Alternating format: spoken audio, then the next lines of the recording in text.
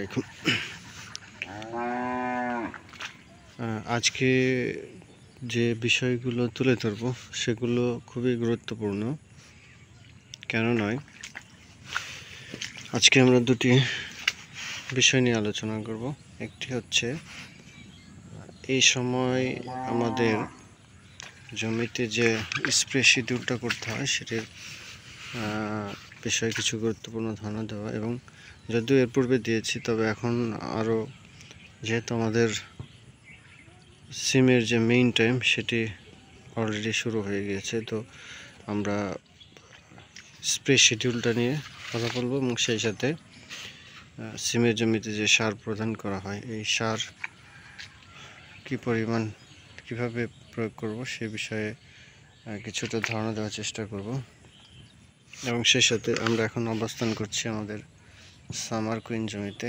আমরা এই জমিতে আপনাদেরকে সারের যে একটা ব্যবহার এটি সম্পর্কে ধারণা দেব, এবং পরবর্তীতে আমরা আমাদের কাশ্মীরি সিমের জমিতে যাব এবং সেখান থেকে আমরা স্প্রে শিডিউলটা বোঝার চেষ্টা করব। সার মূলত জমির গাছের কোয়ালিটির উপর ভিত্তি করে সারের যে ব্যবহার এটি করতে হয়। সাধারণত যে জমিগুলো মাচা 80% ভরাট হয়ে গিয়েছে সেই জমিগুলোতে সারের মাত্রা কম রাখতে হবে। তারপরে সাধারণত সার যেভাবে দিয়ে থাকি, তো আপনার যে জমিগুলোতে 80% মাচা ভরে গেছে সেই জমিগুলোতে সাধারণত টিএসপি, এমওপি এবং দানাদার অবশ্যই আপনার ব্যবহার করতে হবে। 80%-এর মতো যে জমিগুলো হার্ড হয়েছে, তো সেই জমিতে আমরা সাধারণত টিএসপি 33% জমির জন্য, আসলে আমি হিসাবটা দেবো আপনাদেরকে। তো আমরা 33%-এ সাধারণত টিএসপি ব্যবহার করে থাকি। 80% গাছ পরিপূর্ণ হওয়া জমিতে 20 কেজি টিএসপি, 10 কেজি পটাশ এবং 2 কেজি হচ্ছে দানাদার কীটনাশক। এক্ষেত্রে আপনারা দানাদারের ক্ষেত্রে আপনারা 3G, এটা হচ্ছে ফিপ্রোনিল গ্রুপ, অথবা 10G যেটা আছে সেটি আপনারা ব্যবহার করতে পারেন। একসাথে তিনটে মিশিয়ে আপনারা জমিতে ছিটিয়ে দেবেন, গাছের গোড়া থেকে কিছুটা দূরত্ব রেখে। আর যে জমিগুলো মোটামুটি 50 থেকে 60%-এর মতো হয়েছে বা তার চেয়ে কম আছে, সেগুলোতে আমাদের গাছের দ্রুত গ্রোথ হওয়ার জন্য আপনার টিএসপির পরিবর্তে ডিএপি সার ব্যবহার করব, এবং সেই সাথে পটাশ 10 কেজি, ডিএপি 20 কেজি, এছাড়াও দানাদার 2 কেজি, ঠিক একই রকম 3G অথবা 10G, এই দুটোর একটি ব্যবহার করতে হবে। এই হচ্ছে আমাদের যে সার ব্যবহার করার একটি সাধারণ পদ্ধতি। আপনারা চাইলে এর সাথে কিছু বোরন অ্যাড করতে পারেন, তারপরে হচ্ছে সালফার অ্যাড করতে পারেন।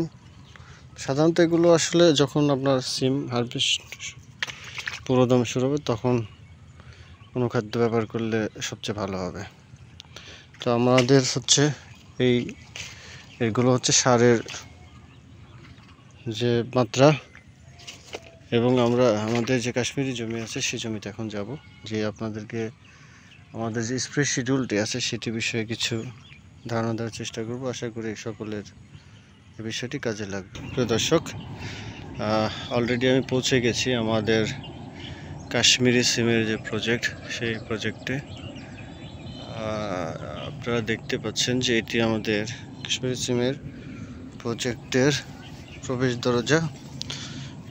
তো এই হচ্ছে বর্তমানে অবস্থান। মোটামুটি ফল দিয়ে মোটামুটি একটি ভালো অবস্থানে আছে। আমাদের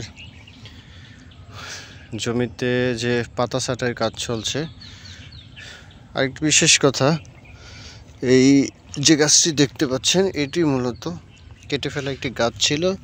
আমি শুধুমাত্র এটিকে মানে দেখার জন্য এখানে মাটিতে পুঁতে রেখেছিলাম। তো যাই হোক, আলহামদুলিল্লাহ আপনারা দেখতে পাচ্ছেন এই গাছটা অনেক সুন্দর হয়েছে এবং অলরেডি ফুল চলে এসেছে গাছে, এবং গাছের যে গ্রোথ মাশাআল্লাহ, যদিও ছোট, কারণ এই গাছটি আসলে কেটে ফেলা একটি গাছ।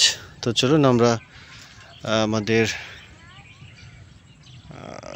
সিমের যে স্প্রে শিডিউলটি আমরা ব্যবহার করছি এখন সেটি জানার চেষ্টা করি। আর আইটির বিষয় হচ্ছে যাদের জমি মোটামুটি আপনারা দেখতে পাচ্ছেন যে আমাদের জমি প্রায় 80% ভার্ট হয়ে গেছে।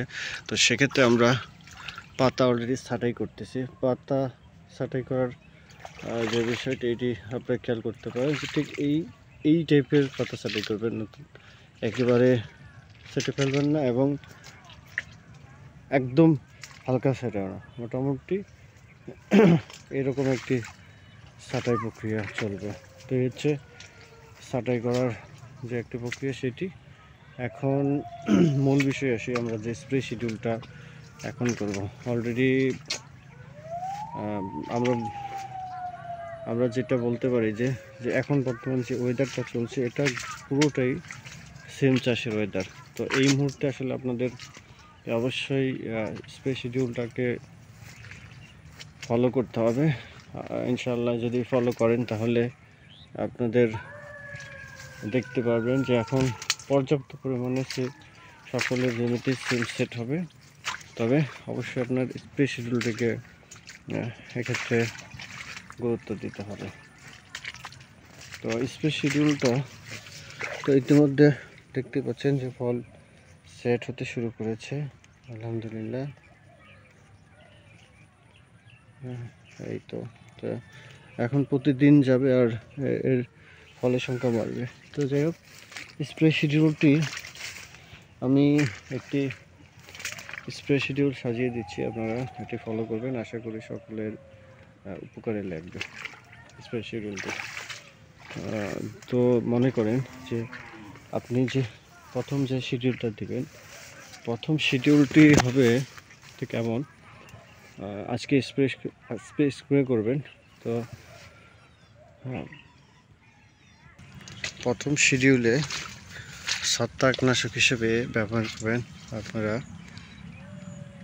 নাটিভো অথবা লোনা।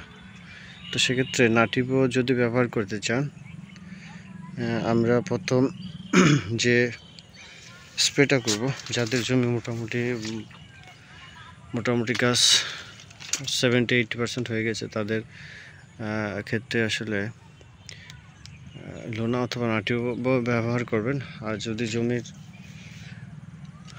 গাছ তার চেয়ে কম, অর্থাৎ 50% সর্বোচ্চ ভরাট হয়ে গিয়েছে, এরকম জমিতে সাধারণত নাটিভো অথবা লোনা অ্যাভয়েড করে মিস্টার টপ অথবা অন্য যে সাধারণত কম পাওয়ারফুল যে ছত্রাকনাশক আছে সেগুলো স্প্রে করাই উত্তম।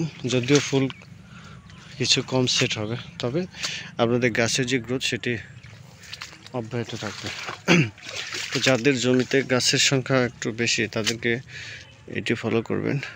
তারা লোনা অথবা নাটিভো, এটা হচ্ছে 1 লিটার পানিতে 1/2 গ্রাম এবং অথবা 1/2 মিলি হিসেবে ব্যবহার করবেন। আর পোকার জন্য সাধারণত অ্যামামেকটিন বেনজয়েড, অবশ্যই ভালো কোনো কোম্পানির ব্যবহার করবেন। আমরা তো সাধারণত ভালো কোনো কোম্পানির অ্যামামেকটিন বেনজয়েড ব্যবহার করি, এবং সেই সাথে আমরা যেটি ব্যবহার করি রিমলি নামের একটি কীটনাশক আছে, যেটি সেঞ্চুরি অ্যাগ্রো লিমিটেডের 20 ইসি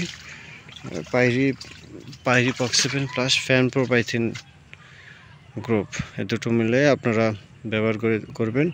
এবং এই লিকুইডটা সাধারণত 1 লিটারে 1 ml ব্যবহার করে।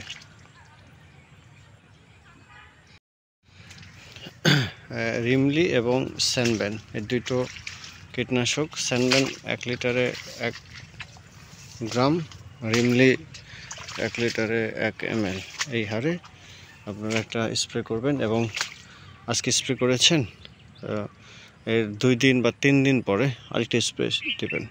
তো তৃতীয় স্প্রেতে সাধারণত যে কাজটি করবেন সেটি হলো ছত্রাকনাশক হিসেবে আপনার সাধারণত ম্যানকোজেব কার্বনডাজিম গ্রুপের যে ছত্রাকনাশক আছে সেটি পার লিটারে 2 গ্রাম এবং রিমিলি 1 মিলি, স্যানবেন 1 মিলি হারে স্প্রে করবেন। এটি হচ্ছে আমাদের দ্বিতীয় শিডিউল স্প্রে। এবং তৃতীয় স্প্রেতে ছত্রাকনাশক না দিয়ে আপনার হচ্ছে রিমলি 1 লিটারে 1 মিলি, স্যানবেন 1 গ্রাম এবং এর সাথে দেবেন হচ্ছে লাল মাকড়ের জন্য অ্যাবামেকটিন গ্রুপের যে কীটনাশক আছে সেটি 1 মিলি হারে। এবং যদি আপনাদের জমিতে